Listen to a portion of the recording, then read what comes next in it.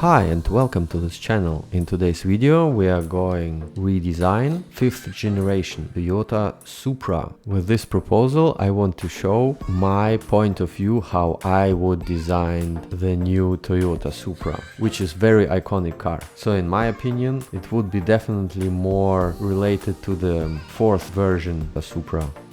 By the way, the 4th version was built from 1993 till 2002.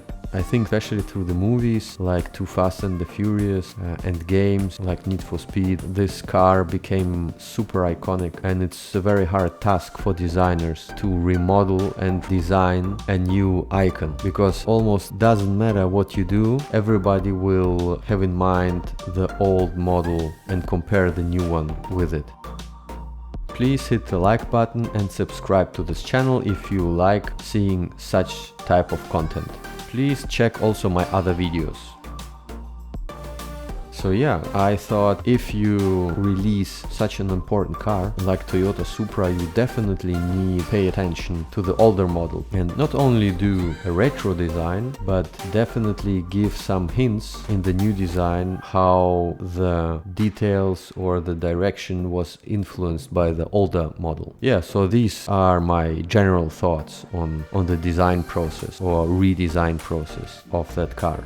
As usual, I take a standard picture of the Toyota Supra, put a darker layer on top and sketch with a bright colored pencil on top of it.